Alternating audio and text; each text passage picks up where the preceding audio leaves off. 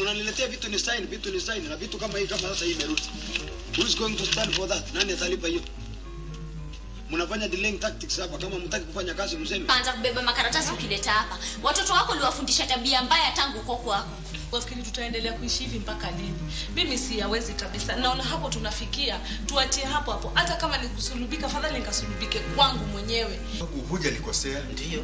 Wala huja mkosea Amina kusema acha wavunje nyumba yetu? Ndio. Ni ya nini huyu bibi yake wamfanya kama mtoto mdogo ndani ya nyumba? Mimi sijamfanya kama mtoto mdogo, nimemfanya nini? Amini kuwa wewe wamsimanga bibi yake kwako hapa pamoja na watoto.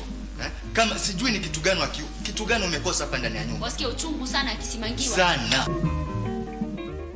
Every day, 16 women translating to 6,000 die from pregnancy and childbirth complications in Kenya. We have some challenges of clients coming in late.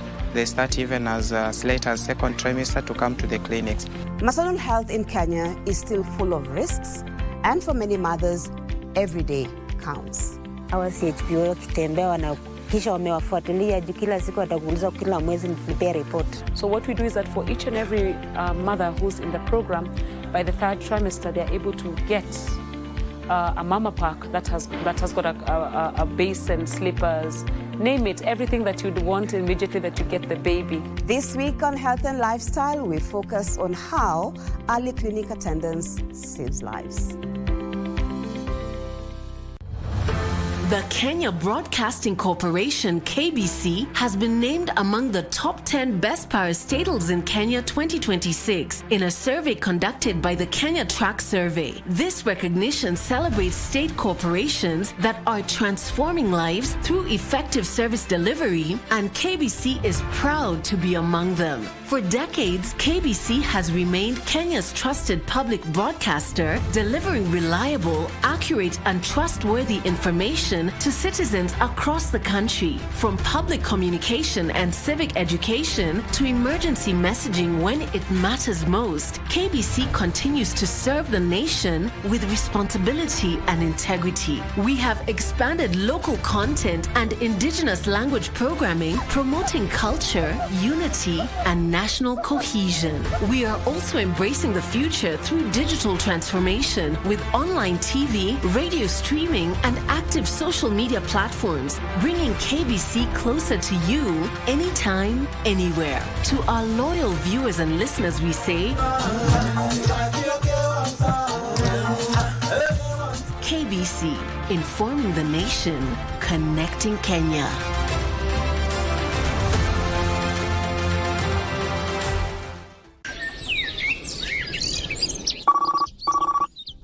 Halo, habari ndugu. Unaongea na Geoffrey hapa. Habari Geoffrey. Mimi nakupigia kuhusu ile request yako ya kupata connection ya stima. Sisi tunaweza kufanyia deal, ulipe pesa kidogo tu na sisi tukuharakishie connection yako. Utanisaidia sana bwana Geoffrey. Sisi tutafanya mambo iwe rahisi. Kwa kawaida utalipa 100,000 na utangojea siku mingi. Lakini ukitoa 20,000 saa hii tunakuconnectia ukuwe na stima hata kesho. Natuma saa hii. We, hao matapeli wamekuja sana. Connection ya stima hufuata process. Hakuna shortcut. Shortcut ni ya wakora. Malipo yote ya Kenya Power hupitia channels rasmi peke yake. We mzee, hizo ni gani unajaribu kunifanyia? Tumekuja kuwashika. Muda boss utamulikwa. Tumekuja kuwashika.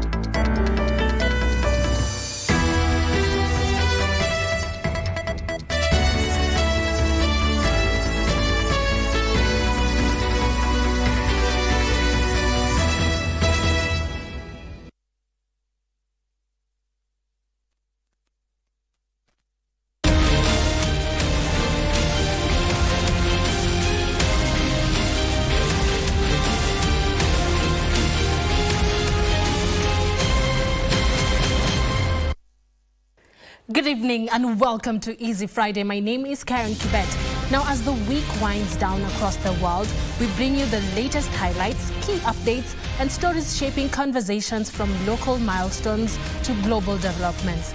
Here's what is making headlines this Friday.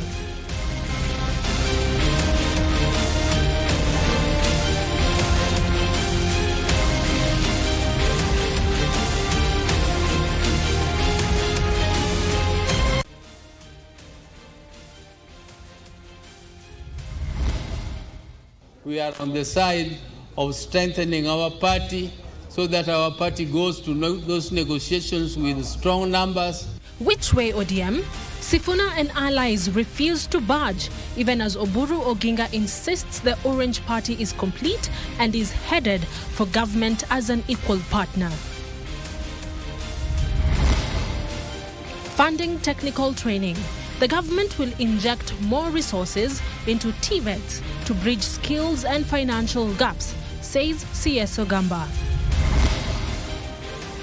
Out Odhiambo and in comes Kanjama. Transition is almost complete at the Law Society of Kenya.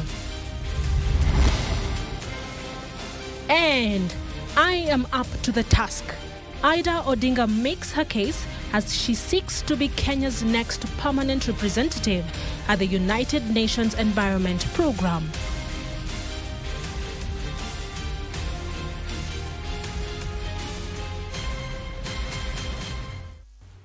This is Easy Friday. Our sign language interpreter this evening is Ann Wangeshi. Now, the Linda Mwananchi faction of the Orange Democratic Movement Party has maintained that Saturday's planned public rally in Kakamega will go on despite what they claim as state-sanctioned threats and intimidation. Addressing the press in Kisumu, Siaya Governor James Orengo and Vihiga Senator Godfrey Osotsi, who is also the ODM deputy party leader, vowed that the team will not be cowed into supporting the broad-based government, and instead they will remain firm in their pursuit of the full implementation of the 10-point agenda. The team says they have secured permission from the authorities to hold their rally, as Wycliffe Okech now reports. With only hours left to the Linda Mwananchi Kakamega rally, claims have emerged of attempts to frustrate the movement, with conveners alleging state-sanctioned harassment. We have credible evidence that some senior government officials have been organizing youth to be taken to Kakamega. Already one of our trucks which was heading towards Kakamega was hit earlier in the day. Addressing the press ahead of the rally, Siaya Governor James Orengo and Vihiga Senator Godfrey Osotsi accused the state of denying Kenyans their right to free assembly, pointing out the violence that characterized a similar gathering in Kitengela last Sunday. I want to tell President William Ruto that you took the oath to protect the Constitution, and we expect you to give a chance to every Kenyan who want to hold a meeting to do so in peace. They say they have secured police permission to carry on with the rally, maintaining they won't back down on their push for the full implementation of the 10-point agenda, whose deadline is only less than 3 weeks away. If you look at that 10-point agenda, it is not about a broad-based government. It is not about, coalitions. Is about Kenya and the people of Kenya. The team has further reiterated their commitment to protecting the legacy and tenets of the ODM party, even as they dismissed the broad-based ODM faction. Youth leaders in Amalemba, Kakamega County, have urged the police and hired goons not to interfere with tomorrow's planned Linda Mwananchi rally led by Nairobi Senator Edwin Sifuna. Mkutano ikuwe yenye amani, kijana yetu akuje aone kwao, apewe kuku, tumpatie baraka. Reporting for Channel 1 from Kisumu County, I am Wycliffe Okech. Now, an update on Wycliffe Okech's story is that police in Kakamega have, however, denied receipt of any formal request from the Linda Mwananchi team regarding tomorrow's Kakamega rally. Western Regional Police Commander Isa Mohamud says they are yet to be formally notified, as claimed by Osotsi and the team, but he, at the same time, assured readiness of the police to deal with any threat of peace, any threat to peace, stability, and safety of the locals and their properties. parties. Mohamud has also dismissed accusations and counter-accusations on social media regarding the highly hyped meeting as pure political games, denying any involvement of security officers. Because nobody has come to my office requesting for any assistance, but we'll assist them as much as we can tomorrow. Moving on, President William Ruto has announced a 2 billion shillings allocation to partially settle government debt owed to Methodist University as part of wider efforts to stabilize higher education institutions and fast-track key infrastructure projects across the country. The president, who hosted leaders of the Methodist Church in Kenya at State House Nairobi, noted that the church remains an indispensable partner in the country's development, playing a transformative role across critical sectors.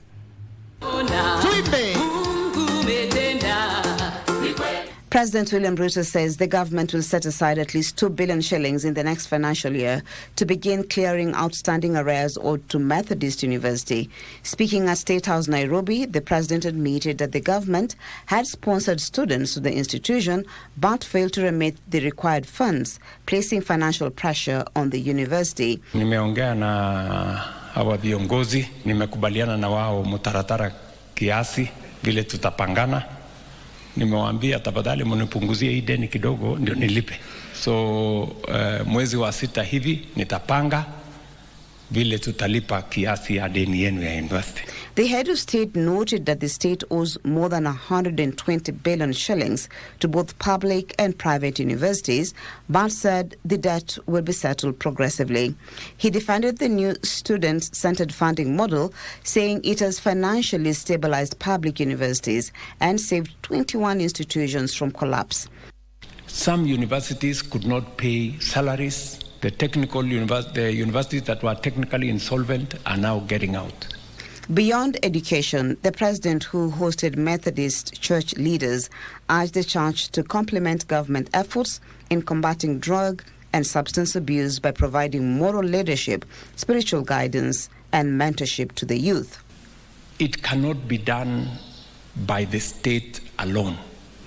We can use the law, we can use all the other interventions, but there is a moral issue that the church must address. He also outlined major infrastructure plans, including construction of the new 7 billion shillings Nithi Bridge, dualling of the Makutano-Embu-Meru-Maua Road. The president further urged support for the proposed National Infrastructure Fund, which seeks to mobilize 5 trillion shillings for highways, airports, railways, and megadams. Mariambo reporting for Easy Friday. The Orange Democratic Movement says it will enter forthcoming negotiations with its broad-based government partner from a position of strength, citing its wide national support. ODM party leader Oburu Oginga said ODM will not play second fiddle to the United Democratic Alliance during the talks aimed at forging a common front ahead of the 2027 general election. Oburu emphasized that the party will approach the negotiations with a clear agenda, including the implementation of its 10-point program and adoption of key public policies it believes differ from those of UDA. Oburu made the remarks while addressing members of the Siaya County Assembly in Siaya Town after touring the legislative wing of the devolved unit.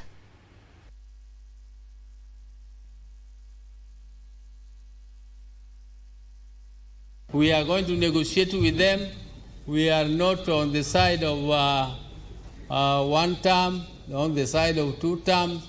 We are on the side of strengthening our party so that our party goes to those negotiations with strong numbers, and we go there with a clear agenda for our people.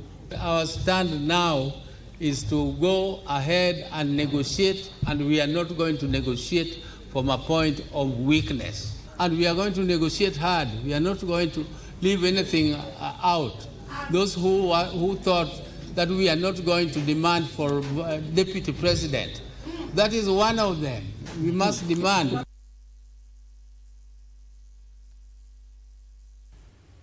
Now, the government is promising to increase resource allocation to the technical, vocational and training in the next financial year to address the challenge of funding deficit. Speaking during the 6th graduation ceremony at the Kibbett National Polytechnic, Education Cabinet Secretary Julius Ogamba attributed the challenge to lack of proper program to ensure the right proportional contribution.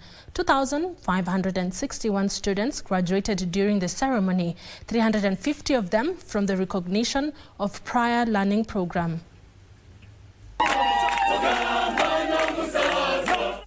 Education Cabinet Secretary Julius Ogamba attended the 6th graduation ceremony of the Kibbett National Polytechnic in Nairobi County. He took the opportunity to outline measures the government is putting in place to enhance technical and vocational education training in the country, including plans to have at least one TVET institution in every constituency, as the government targets to enroll at least 2 million students by 2027 from the 297,000 in 2022. We have recently concluded a framework with partners from China to support the equipping of over 70 TVET institutions across the country with modern equipment.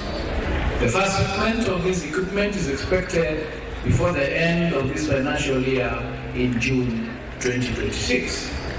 The Cabinet Secretary added that the government is in discussions with the Kenya National Chamber of Commerce to prepare the private sector to receive the high number of Kenyans graduating from the TVET institutions. The Chamber is working to ensure curriculum development is guided by real-time market intelligence, especially in three things. Number one, industry participation.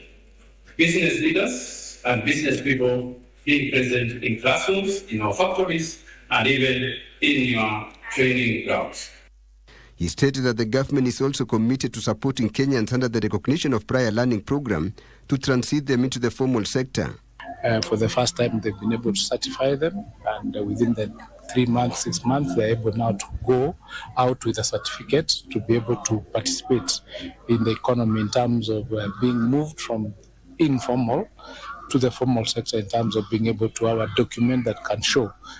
However, the challenge of insufficient funding continues to haunt the institutions, with a section of students calling for an action. In our second year, we were promised a certain amount of money and it came a half of it. So with that, it brings a disappointment to us. There wasn't a proper program ensuring that we have the right proportional contribution, but they are still entitled to getting help and getting university funding. So we're working on the numbers. As the challenge of funding deficit continues to be experienced in the institutions of higher learning in the country, the students are just praying that the government will do something. Tilio Marco for Easy Friday. Thank you, Tilio, for that report. Moving on, advocates across the country have urged the incoming Law Society of Kenya President, Senior Counsel Charles Kanjama, to work closely with members to address challenges facing the society and members of the public. Kanjama was elected in a hotly contested race after garnering 3,728 votes. Ruth Wamboi reports. Senior Counsel Charles Kanjama is the 52nd leader of the Law Society of Kenya. This follows his victory in polls held on Thursday. Kanjama secured 3,728 votes, defeating Peter Wanyama, who garnered 2,616 votes, and immediate former Vice President Mwaura Kafata, who got 2,086 votes. The President of the Law Society of Kenya, the term of 2026 to 2028. Kanjama takes over from Faith Odhiambo, and his term runs from 2026 to 2028, according to the LSK Constitution, which allows only one 2-year term for the presidency. Advocates hail Kanjama for being supportive in curbing the rise of quack lawyers. Institutions, so we need a law society that is strong and which lives by the tenets of the Constitution. Teresia Wavinya Nicholas was selected vice president. Transition arrangements will be announced by the outgoing president in accordance with the constitution of LSK. To work for the interests of the lawyers, to work for the interests of the wananchi, right? In holding everybody, the institutions created by laws to account. Look forward to working with the new council, the incoming council, especially on matters of governance and adherence to the rule of law. As the country heads to the 2027 general election, the LSK leadership is expected to play a critical role in governance as well as shaping legal practice and policy. I would want to congratulate and specifically to Mwaura Wakabata for conceding defeat. It is an exercise that, or rather a spirit, shows a lot of maturity in our politics, that we can always congratulate a candidate that has won and be willing to work with them. Ruth Wamboi for Easy Friday. The National Assembly Defense and Foreign Relations Committee has vetted Ida Odinga for the position of permanent representative to the United Nations Environment Programme. MPs, while seeking to understand Ida's strategy and plans for the position, also expressed confidence in her suitability to represent Kenya at the UN body. The Nelson Koech-led committee is now expected to table its report in the House next week for approval or otherwise. The President's nominee for the position of Permanent Representative, United Nations Environment Programme UNEP, Mama Ida Odinga, appeared before the National Assembly Defense and Foreign Relations Committee to defend her suitability. So help me God. This session turned out to be more of an endorsement forum for Raila Odinga's widow, as MPs showered her with praises and congratulatory messages for her achievements and status. In law, we say res ispa loquita. The facts speak for themselves. Honorable Ida Odinga, aka Mama, is overqualified for this position. You came in very prepared, as local Kenyans would say, umetuzia uoga na tumenunua. By the way you presented yourself, tumenunua, and we really want to appreciate you. A nominee coming up with the speeches and photos. This is very impressive. Congratulations. Expressing gratitude to the President for the nomination, Ida Odinga acknowledged the support from well-wishers and the role her late husband played. Lawmakers sought to understand her strategy in enhancing benefits for Kenya from the international community, especially on climate financing. I'm a good mobilizer when it comes to mobilizing for resources. My social capital is quite high. As I do this job, I'll be thinking of Kenya, but I'll also mobilize to make sure that this work is done. The Defense and Foreign Relations Committee appears convinced that Mama Ida Odinga is suitable to be the next permanent representative at UNEP. Gishoke Washira from Permanent Buildings, Nairobi. And Washira's report leads us to a very fast short break right here on Easy Friday. Don't go too far. Let's take a short break. I'll be back with more reports.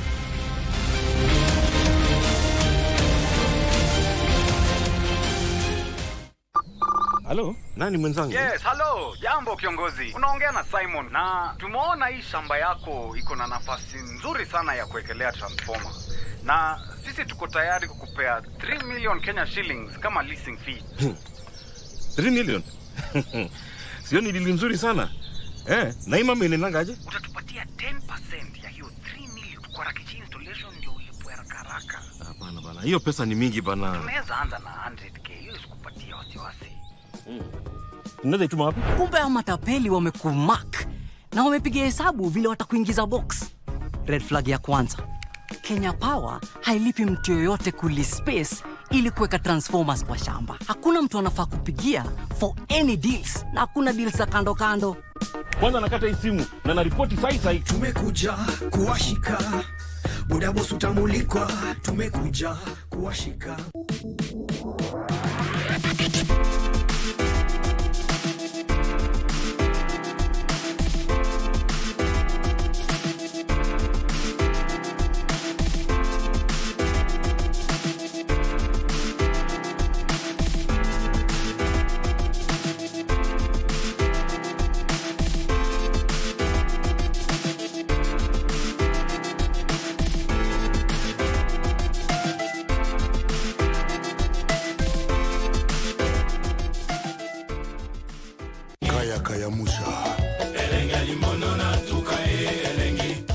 It is always a good time on Bridge over Congo. Catch us every Saturday from 10 p.m. till midnight. Join me, the Rumba Supreme Leader, the Grand Ayatollah Simeon Mfumu Kimbango, and Winnie Marie Jose, Bridge over Congo. Mungu esilakana nzungute kasienenge Mungu esilakana.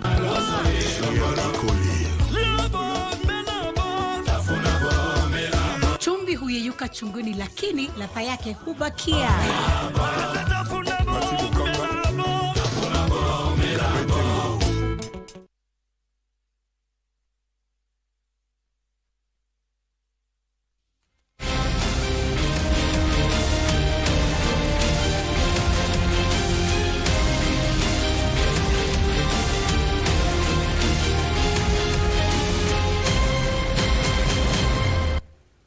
Welcome back. For those joining us right now, this is Easy Friday. We proceed. Now, the Nairobi County Assembly has passed a motion to create a 21-member committee to review the cooperation agreement signed with the national government, conduct public participation, and table a report within 11 days. The Assembly will then be expected to approve the report with or without amendments. The cooperation agreement comes into effect 14 days after the signing at the State House. In a special sitting on Friday, February 20th, 2026, the Nairobi County Assembly convened to deliberate on the cooperation deal signed with the national government 3 days prior. The County Assembly formulated and approved a 21-member ad hoc committee chaired by Speaker Kennedy Ngondi to consider the deal penned at State House, Nairobi. I wonder how the Speaker is going to chair this process and not look bad on the President. Because what is going to happen here is people are going to look like the President is forcing you to land this plane. The County Assembly has been given the green light to amend the cooperation deal as they deem fit or pass it without amendments. This is the President's agenda and the Governor's agenda, as much as the Speaker will reprimand me on this. Because for a decision to be made, that the national government under the Act should collaborate with the county government. According to communication transmitted to the County Assembly, the cooperation deal will come into effect 14 days after the official signing. I think it is important for this committee to clarify the issue that is affecting Nairobians enough to go to court. Anchored on Article 189(2) of the Constitution and Section 6 of the Urban Areas and Cities Act, the 80 billion shillings pact seeks to strengthen county functions and enhance service delivery. To assess the impact of the agreement on the budget-making process for the financial years 2025, 2026, 2026, 2027. Sectors covered are infrastructure and utilities, solid waste management and security, to be governed by a steering committee led by Prime Cabinet Secretary Musalia Mudavadi and an implementation committee led by Governor Johnson Sakaja. The 21-member committee of the Nairobi County Assembly, mandated to study and conduct public participation on the cooperation deal, has 11 days to prepare and table its report back to the House for approval or otherwise. Giverson Maana, Easy Friday, Nairobi. Thank you, Giverson, for that report. Moving on, the High Court will on March 18th this year fix a judgment date in the case where former Migori County Governor Okoth Obado and 2 co-accused are charged with the murder of former Rongo University student Sharon Otieno. When the matter came up for mention on Friday, Justice Cecilia Githua was informed that the second accused, Michael Oyamo, was sick and could not appear in court. Details in the Scales of Justice segment. The case was coming up for highlighting of final submissions by the 3 accused persons, namely Okoth Obado, Michael Oyamo and Caspar Lobiero. I'd be seeking something in writing or just to say we can proceed. Or we take another date, my lady. Or we all forfeit the highlighting so that it doesn't look like we have proceeded without him. In the final written submissions filed through Senior Counsel Kioko Kilukumi, Obado, Oyamo and Obiero have denied committing murder. Sharon was killed in September 2018 and her body was later dumped in Kodera Forest, Homa Bay County. Confirmed that they are comfortable relying on the written submissions on record, will accept that confirmation and direct that the matter will now proceed for judgment. So we are going to have the matter mentioned on a date that we agree. And the High Court sitting in Kakamega County has set April 13, 2026 as the hearing date for a petition challenging the disputed election of David Ndakwa as Member of Parliament for Malava during the November 27, 2025 by-election. Justice Alice Bett will preside over the case, which will run consecutively until 11th May 2026. 9. The petition shall be heard from 13 April 2026 to 11 May 2026. The petition was filed by John Karakacha and Nancy Namakacha, who are seeking the nullification of the by-election. Meanwhile, Ndakwa's main rival in the by-election, Seth Panyako, has filed an application seeking to be enjoined in the case as an interested party. Elsewhere, the Mombasa local 2 businessmen have denied obtaining goods worth 1.7 million shilling by false pretense. Nathan Natik and Ishak Ahmed were arraigned before Senior Principal Magistrate Eric Otieno and were released on a bond of 500,000 shillings, each pending the hearing and determination of the case. And the complainants and them on the terms of payment, so that we don't start hearing something like that. Ruth Wamboy for Easy Friday. Now, early years education learners in Homa Bay County are set to benefit from the Ondoa Kaunda program, a government initiative aimed at replacing dilapidated and temporary classrooms with modern facilities. Here are the details in the County News Roundup. Homa Bay County plans to construct at least 600 new classrooms within 3 years to improve learning conditions for young children, many of whom have been studying in unsafe structures.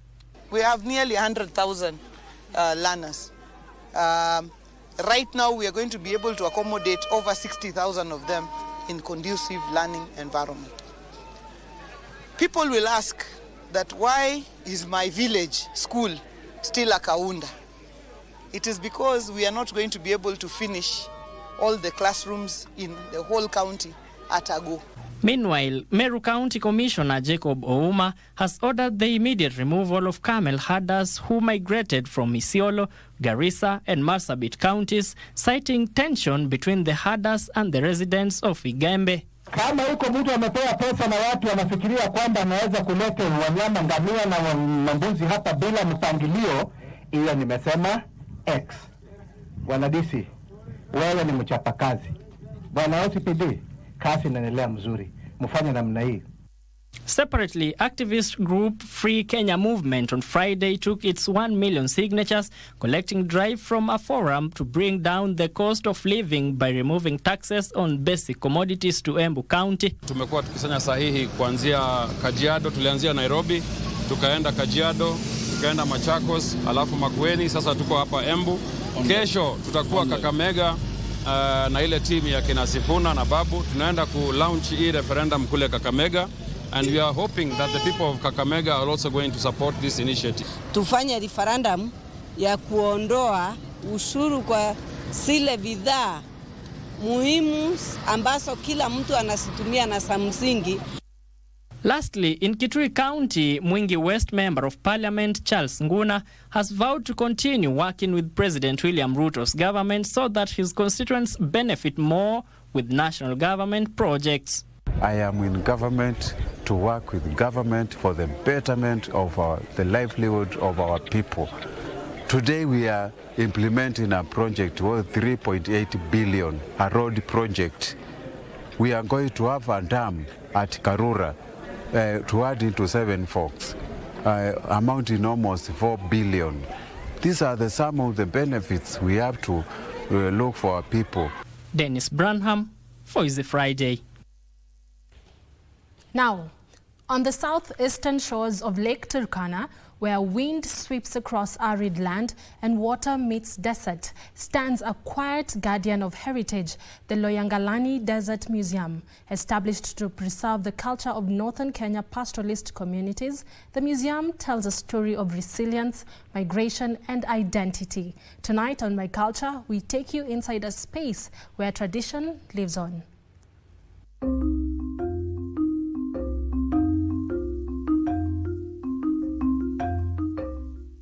At first glance, Loyangalani appears remote, vast skies, rocky terrain, and the jade waters of Lake Turkana stretching into the horizon.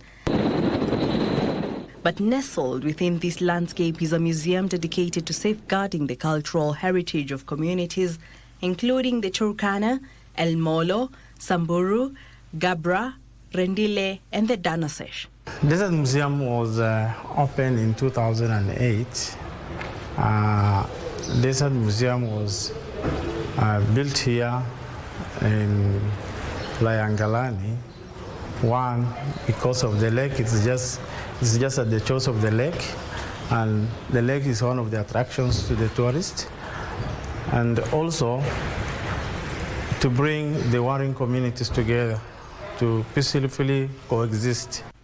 Established under the National Museums of Kenya, the Loyangalani Desert Museum serves as both archive and classroom. Inside, artifacts reflect lives shaped by climate and geography. Beaded ornaments worn by Turkana women symbolize identity and marital status. Spears and shields speak of pastoral life and protection. Fishing nets and wooden boats represent survival along Lake Turkana's shores. We have an exhibition of all the 14 communities plus the Muungano group in Marsabit. We have tried to exhibit their artifacts in both the two galleries. The other thing is the museum is just adjacent to the lake, so the lake is also one of the attractions. Each object carries memory. Each display preserves a way of life. Beyond artifacts, the museum documents migration histories, tracing how communities settled around Lake Turkana and adapted the harsh environmental conditions. For generations, livestock rearing and fishing formed the backbone of economic and social structures. Traditional huts displayed within the museum compound illustrate architectural knowledge developed for desert living, structures built for mobility, ventilation, and resilience. The Loyangalani Desert Museum also plays a vital role in cultural education. School children and visitors tour the space to learn about customs, songs, rites of passage, and the importance of tradition. We have various types of tourists who are coming to the museum. We have the domestic tourists. We have foreigners from outside Kenya. Then we have school groups coming in to the museum. Although not daily or so, we have occasionally these groups coming in to the museum. In a rapidly modernizing world, elders say preservation is no longer optional, it is urgent. The museum has also strengthened cultural tourism in Marsabit County.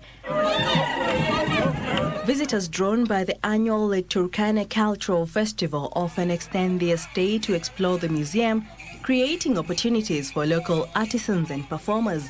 But beyond economic impact, the deeper mission remains identity. Jackie Wambiru, My Culture.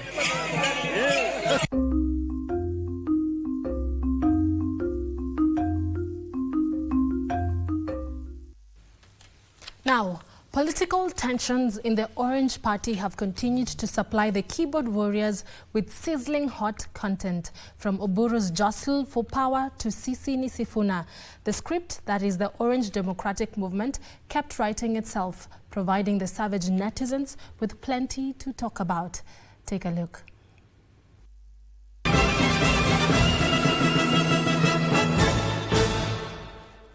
Netizens are definitely enjoying the political wrangles that continue to arise in the Orange Party.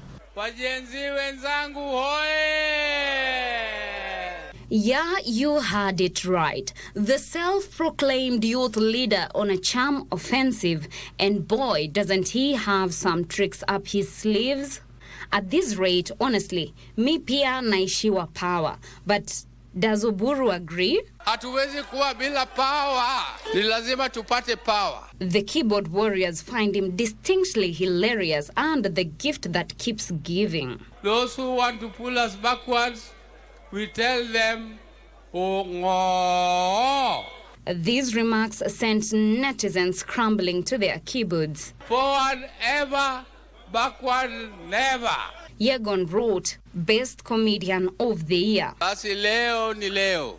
Asemaye kesho ni mwongo. Mwax mesmerized. Sasa, for example, huyu anasema nini? Oh, no. Dominic wondered, hii ni rehearsal ya play gani? Oh, no. Almond surprised, bro, every day he drops a banger. Oh, no. Samuel, people don't know this guy is becoming a vibe. Oh, no. CBK ending the matter, chemistry double after lunch. This is what I would hear the teacher saying. Oh, no. But hold up, cause more is yet to come. The half-orange that Senator Edwin Sifuna has refused to let go seemed to have won the hearts of many netizens after his attempted ouster. Munaniona vizuri? Mimi ndio Sifuna. Mimi ndio Sifuna. Sifuna. Mimi ndio Sifuna. Sifuna. Katibu mkuu His rally in Kitengela and his presence at the Nyayo Stadium was heavily felt.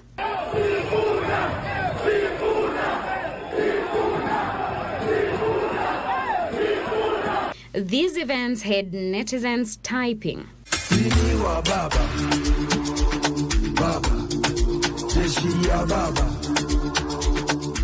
The actuary commented, Sifuna is now exceeding expectations. I'm saying, and I say this without any fear of contradiction, we are cruising nicely. Ziriera, ODM did a very big mistake. ODM, oye! Paul responded, they can't believe what they are seeing. Yes! Cynthia's thoughts, Raila legacy inaendelea through Sifuna. Sign, it's getting hotter. It may be getting hotter, but look at the document, compose yourself and read. Stershanane, savagely, nasikia fair ni ile pesa ya Nyota Fund mnatumia.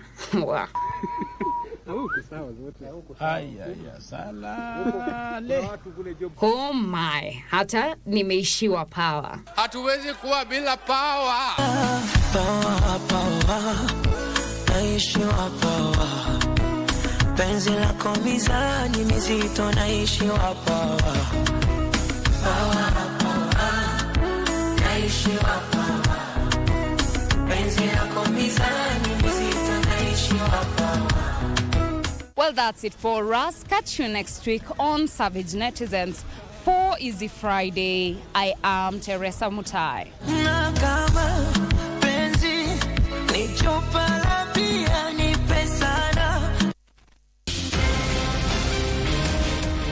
Every day, 16 women, translating to 6,000, die from pregnancy and childbirth complications in Kenya. We have some challenges of clients coming in late. They start even as late as second trimester to come to the clinics. Maternal health in Kenya is still full of risks, and for many mothers, every day counts. Our CHPO wakitembea wanakisha wamewafuatilia kila siku watakuuliza kila mwezi mnipea report. So what we do is that for each and every mother who's in the program, by the third trimester they are able to get a mama pack that has got a base and slippers, name it, everything that you'd want immediately that you get the baby. This week on Health and Lifestyle, we focus on how early clinic attendance saves lives. Najua hutaki huruma, lakini mimi ni babako na nikikuona hivi nasikia uchungu sana. Ametunyang'anya baba kisha walia haki. Utatambua lini kwamba umefilisika? Hebu ondoka ama mimi mwenyewe nije nikuondoe. Bila msamaha sisi ni wanyama. Lakini ni nani wa kumsamehe mwenzangu? Nyote. Sote? Mimi nimekosea wapi? Nadhani umeanza kutoka na akili yako Hawa. Usipomwambia aondoke nitakuzaba makofi. Hawa. Nimechoka na upuzi wako.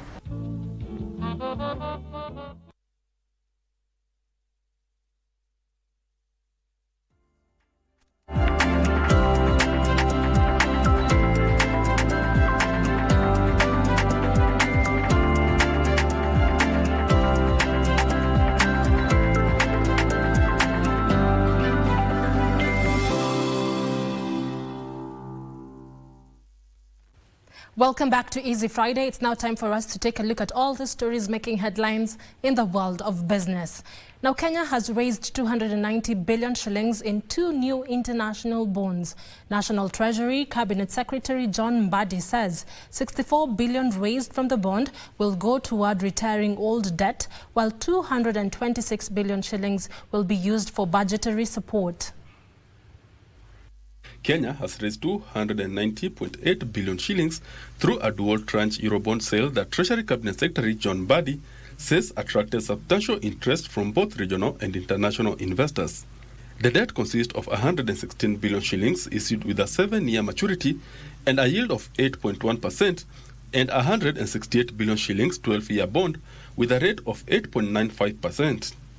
The National Treasury says of the raised amount, 19.3 billion shillings will be used to service an outstanding debt that was due in February 2028 with an annual yield of 7.25%, and 45.1 billion shillings of an outstanding 8% notes that is due in May 2032. The remaining 226 billion shillings will be used for budgetary support. Tender offer results will be announced on 26 February 2026. Kenya joins Benin, the Ivory Coast, Cameroon and the Republic of Congo, which have returned to the international market to source for cheaper external financing. Kenya tapped into the international market last year, securing 194 billion shillings notes to retire a debt that was due in 2027. The bond had a payback of 10.5 years with a coupon rate of 9.9%. Benson Rioba reporting for Easy Friday. Kenya is facing a food shortage crisis due to budget cuts that threaten the agriculture subsidy program. The Ministry of Agriculture says the ministry has only been allocated half of its annual budget demand, scuttling efforts to reform the sector. Agriculture Cabinet Secretary Mutahi Kagwe is urging the Budget and Appropriations Committee to increase the ministry's allocation to 5% of the national budget, which amounts to about 140 billion shillings. Addressing members of the Departmental Committee on Agriculture and Livestock, the Agriculture Cabinet Secretary has said farming remains a key pillar of the country's economy, accounting for 22.5% of the national wealth and supporting more than 40% of Kenyans through jobs and livelihoods. In 2026-2035, Africa as a whole, as we come into Kenya, has committed itself to, among other commitments, Mr. Chairman, number one is that we need to intensify sustainable food production, agro-industrialization, and trade, which aims to increase agri-food output by 45% by 2035. According to the 2026 budget policy statement that was released by the National Treasury, the agriculture sector has been allocated 76 billion shillings out of the 4.6 trillion shillings proposed budget. Kagwe has told the committee that the amount is too low to support fertilizer subsidy, maize production and other agricultural projects. The agriculture, rural and urban development sector budgetary allocation for Kenya has consistently been approximately 3% over time, with no progress at all towards moving anything closer to the 10% budgetary target that I have raised, and which has been the declaration of all the 4 declarations that I have alluded. The ministry is also seeking budgetary allocation to recruit 1,450 ward agricultural liaison officers to improve service delivery at the grassroots and enhance coordination between national and county governments. Alan Auko, Easy Friday. Regulations to operationalize the Deposit Guarantee Fund and the SACCO Liquidity Fund will be published in the next 6 months. Cooperative Principal Secretary Patrick Kilemis says amendments to the SACCO Societies Amendment Bill 2025 are underway and will also ensure proper screening of SACCO managers to instill confidence among members. Several key legislative reforms and amendments are currently in the pipeline to strengthen the vetting and governance of savings and credit cooperative organization officials. These measures are largely aimed at curbing financial mismanagement and addressing governance gaps identified in recent scandals. Some SACCOs have started enforcing the changes beforehand. We are doing what they are trying to tell other people to do. So for us, we are actually comfortable. Because what are we looking for? The confidence of the membership, the confidence of the public.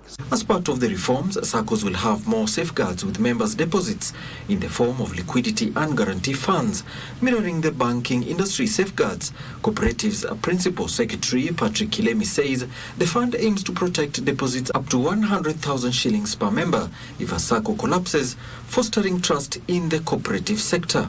So the question is, how do we bring these many SACCOs which are outside regulation under some form of regulation? And that capital adequacy, capital requirement is a question really we are pondering as a ministry to see how do we make sure that these people come under regulation. Speaking during the Kenya National Police DT SACCO AGM, Kilemi said SACCOs will still need to embrace emerging technologies to improve member experiences. We want to establish that together with a shared service platform, ICT, and many other things we can share within the SACCO ecosystem. The government is implementing sweeping 2026 SACCO reforms to strengthen governance, protect member savings, and enhance liquidity through the SACCO Societies Regulatory Authority and the Ministry of Cooperatives. Over the years, the Kenyan SACCO industry has been full of drama, intrigue and suspense. But in the coming months, the reforms that are coming online should bring reprieve to members of SACCOs, giving safety to their deposits. Alan Auko, Easy Friday. Alan for that report. Now, the National Museums of Kenya and Konza Technopolis have signed a deal to fuse heritage conservation with cutting-edge technology and youth innovation. The partnership will align heritage science with STEM-based education, combining National Museums of Kenya's research and collections with Konza's digital infrastructure to drive digitization, incubation programs, and heritage-focused startups.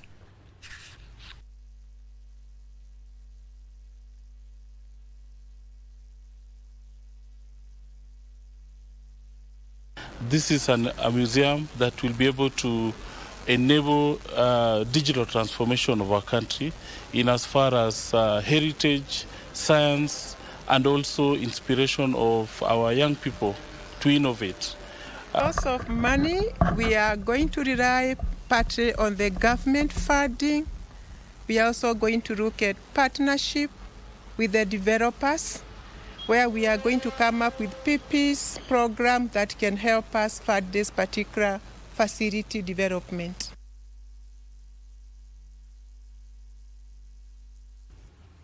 The government has started mapping boundaries for the proposed Naivasha-Kisumu-Malaba standard gauge railway using satellite-based global navigation satellite system equipment to enhance accuracy.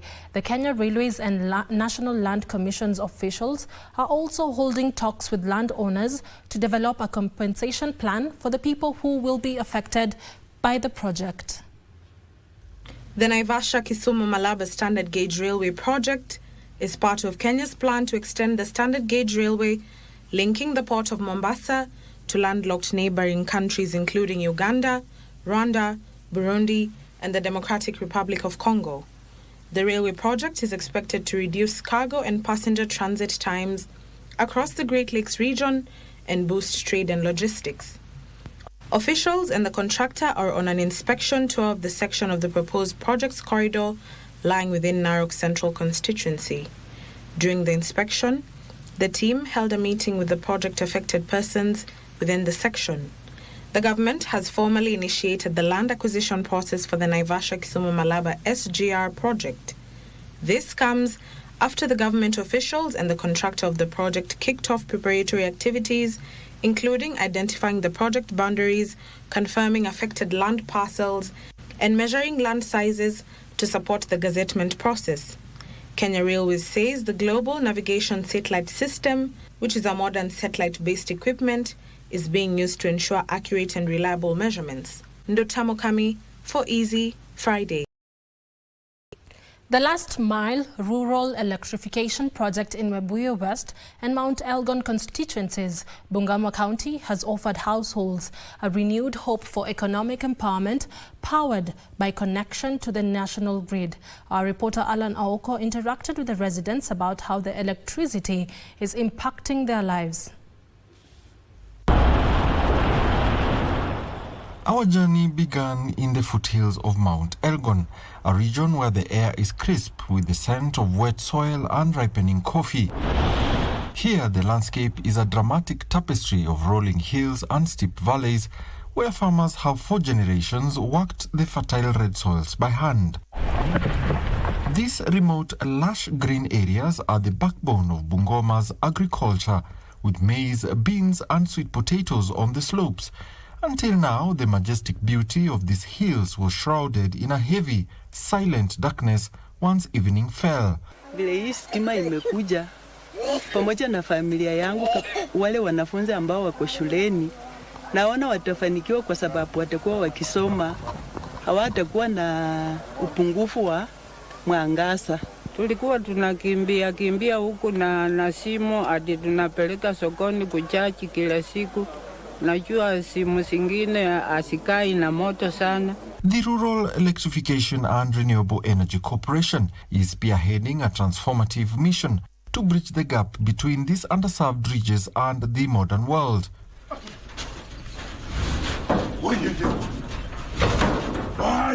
By treating energy as an essential infrastructural enabler, REREC is turning the page for thousands of residents who previously relied on traditional labor-intensive methods of living. This particular scheme is going to connect about 45 households.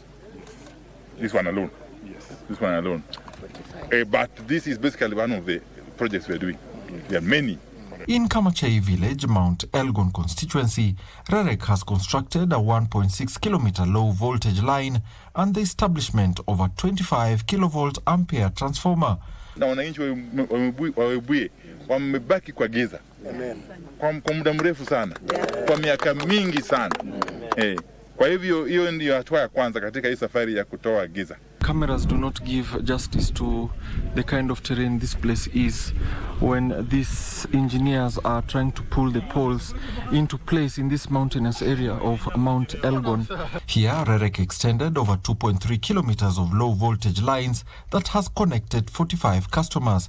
This is a typical classroom here in Mount Elgon, where students do bear with situations where they do not study with electricity. Now you can imagine the kind of social impact that comes with connection of electricity to aid these students to study even in places like this. We know that it's a two-way traffic. It's the teacher, it's the parent. The learners will be assisted at home by the parents when this electricity will be available in their homes.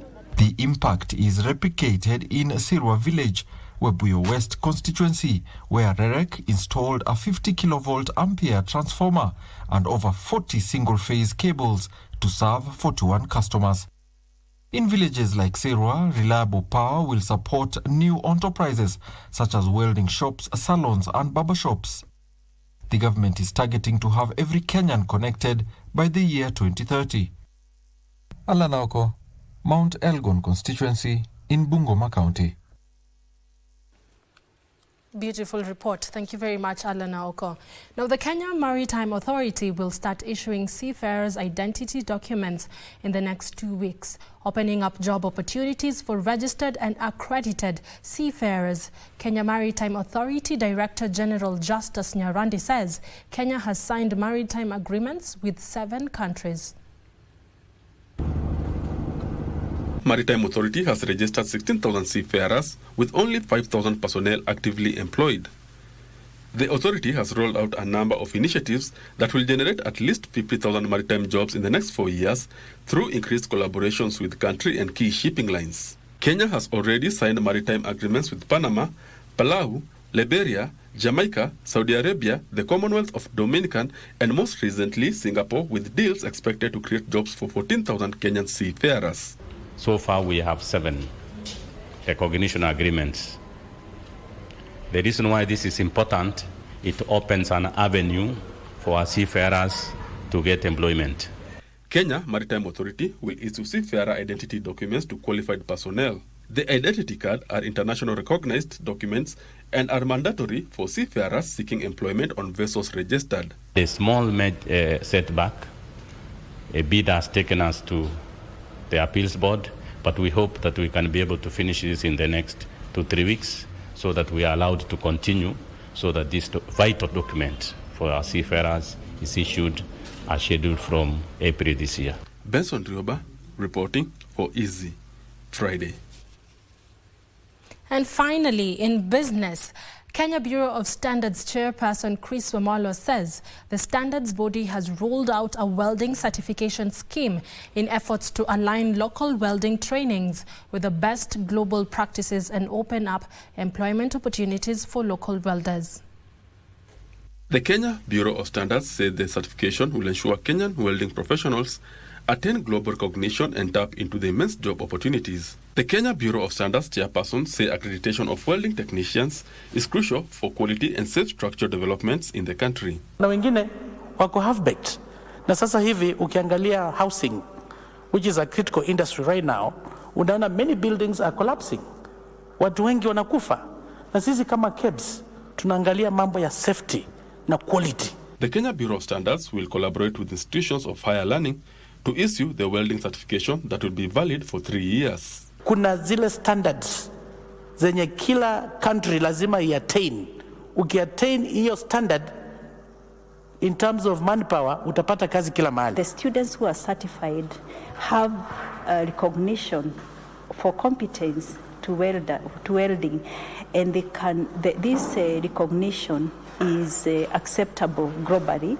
They were speaking during the signing of a memorandum of understanding between the Kenya Bureau of Standards and the Kenya Industrial Training Institute on Welders Accreditation. Market out there is looking for certified professionals. You can be a professional trained, but the accreditation that you'll be giving through this certification to welders will give the confidence to the market out there and also to the local employers. Benson Rioba reporting for Easy Friday.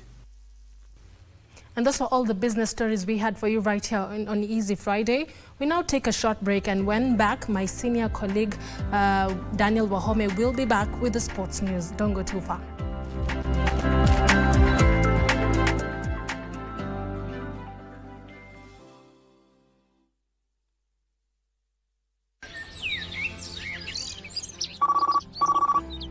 Halo, habari ndugu. Unaongea na Joffrey hapa. Habari Joffrey. Mimi nakupigia kuhusu ile request yako ya kupata connection ya stima. Sisi tunaweza kufanyia deal, ulipe pesa kidogo tu. When the deal is too good, think twice. Lakini kitu moja inanitangaza na wewe. Hii ni kuhatarisha maisha yenu nyinyi wenyewe na pia ya wale mnaenda kutokea kwa manyumba zao. We are diving into the mind. Stay vigilant to get safely and legally connected to the power grid. Koti hii imewapata na hatia, na mkiwa mkuridhika na uamuzi wa koti mko na siku 14 za kurudisha apili. Shortcut ni ya wakora. Malipo yote ya Kenya Power hupitia channels rasmi peke yake.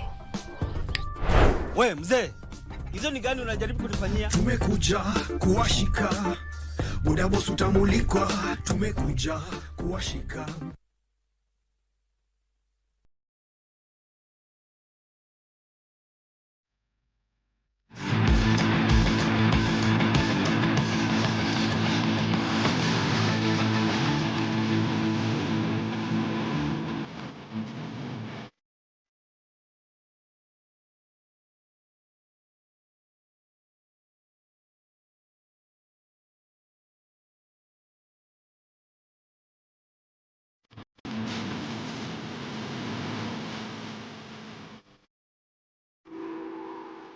A very good evening to you. My name is Daniel Wahome and welcome to Easy Friday Sport.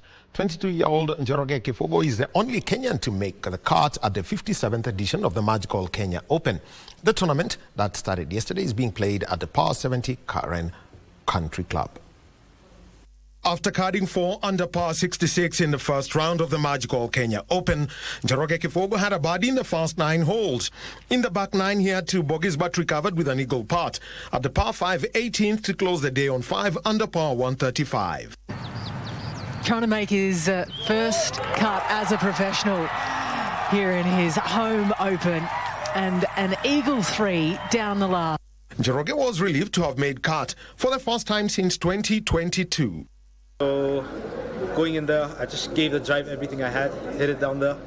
Second shot, I had 226, not too much wind. Wanted to hit a 5-iron, but there was adrenaline pumping. Ended up hitting a 6-iron. I didn't expect it to go as close as it did. I was trying to hit the center of the green, but it came out hot. And yeah, I had a 4-footer to finish, and the rest is history. South African Casey Jarvis and Frenchman Frederic Lacroix are the overnight leaders on 13 under par 127. I think just sticking to the game plan was important out there. A lot of drivers trying to stay really aggressive off the tee and taking advantage of that. So yeah, super happy about today. No mistakes really.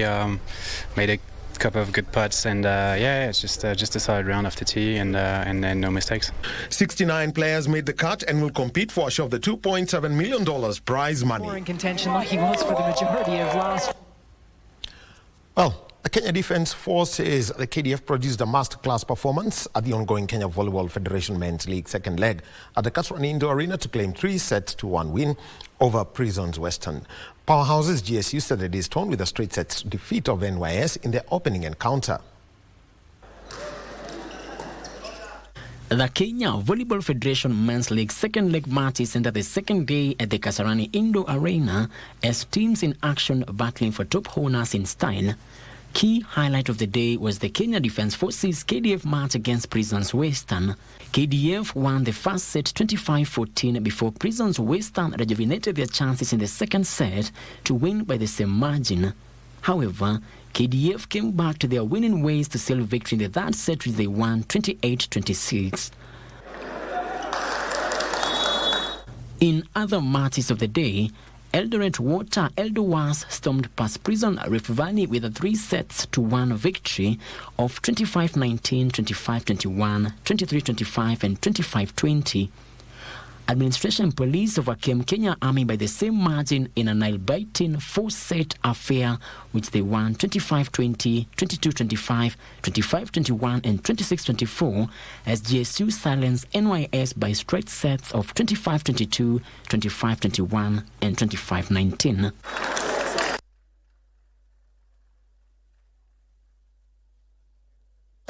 Here a 2-0 victory over Sofapaka to turn a grip on third position. In the FKF Premier League table, the win lifts Homeboys to 34 points, while Sofapaka remain at the bottom of the table with 14 points. Well, the FKF Premier League continues this weekend across the country. Kariobangi Sharks will host Mathare United in a Slum Derby tomorrow, a match that will be broadcast live on KBC Channel 1 from 3 p.m. Shabana will host Tusker FC, while Muranga Seal will be at home to Bandari. Meanwhile, Nairobi United's match against Bidco United has been moved back to the Ulinzi Sports Complex. Both teams finalized their training today, with both coaches expressing confidence of a victorious outing.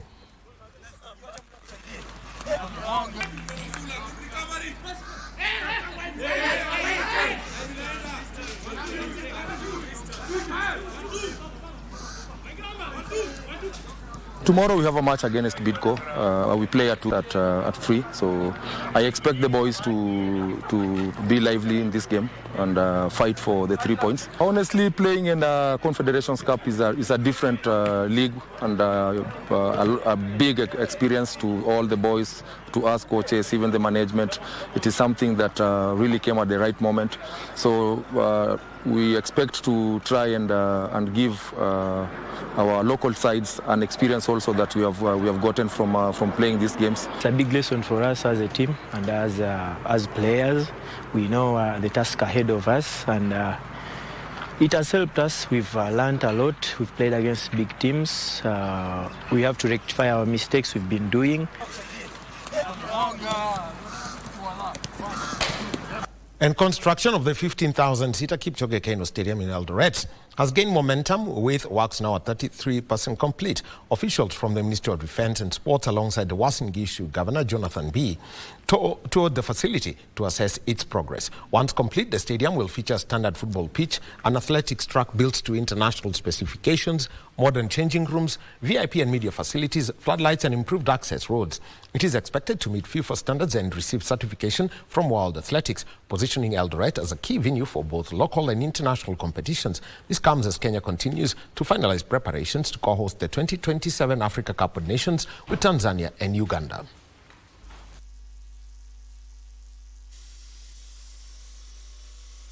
I'm happy about the progress. The last time I was here with the former CS, and he was more of a PR person because nothing really happened.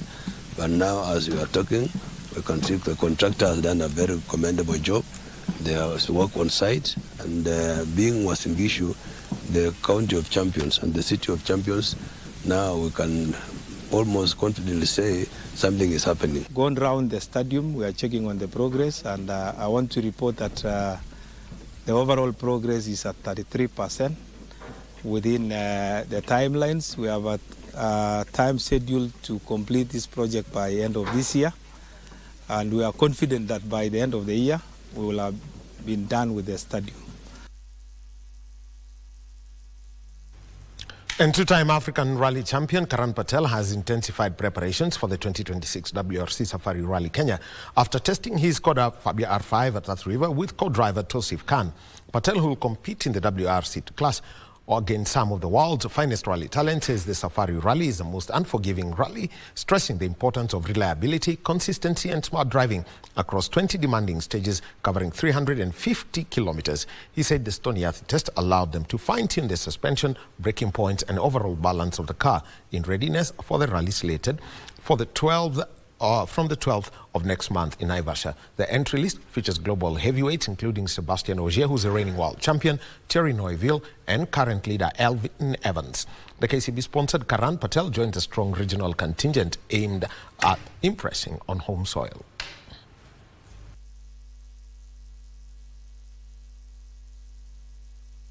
We put it through its paces today, a good track here at the location we're at. So, yeah, looking forward to a successful Safari Rally this time around. Okay, we just finished our test, preparing for WRC.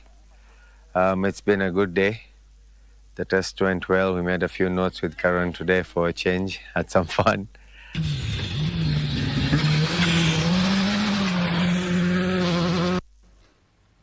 Look out for that. We have a story to tell you very soon. Well, my name is Daniel Wahome. Thank you for being with us. See you tomorrow. It's going to be a sporty Saturday. But right now, I have only one thing to tell you. It's Disco Funk O'Clock. Back to you, Caren. Thank you very much, Wahome, for keeping us up to speed with the latest stories making headlines in the world of sports. And it's a wrap right here on Easy Friday. Thank you so much for staying with us since 9 p.m. We do not take that for granted. Our sign language interpreter this evening has been Anne Wangeshi. Don't go too far, because right after Easy Friday, DJ Cooljax will be back with a Disco Funk show to help you kickstart your weekend. My name is Caren Kibbett, and from the whole team right here on Easy Friday, we do wish you a lovely weekend. Good night.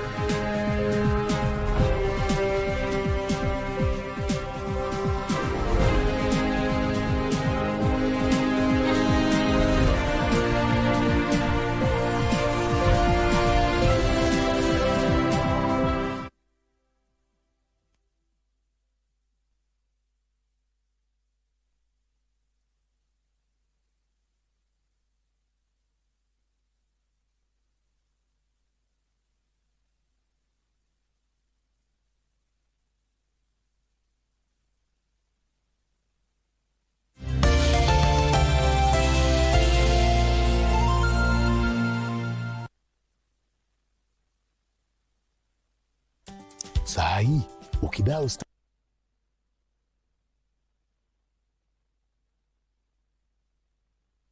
saa hii ukidao star 419 hash option 4 ama uingie kwa tushinde.com, hakuna probox. Jaribu. Ni ukweli. Yaani nimeshaingia na ndio tunafieka. Ya inaona iko ndani. Wanaongelea nini hao? Ni shamba. Na sio moja, sio mbili, shamba 3 hapa Juja. Very nice. Na ni area moja development na growth iko promising sana. Stima iko ndani. Hiyo. Maji inapatikana. Wow. Security iko sawa na all basic amenities zinapatikana. Shamba ni 3 na kuingia kwa draw ili kujishindia moja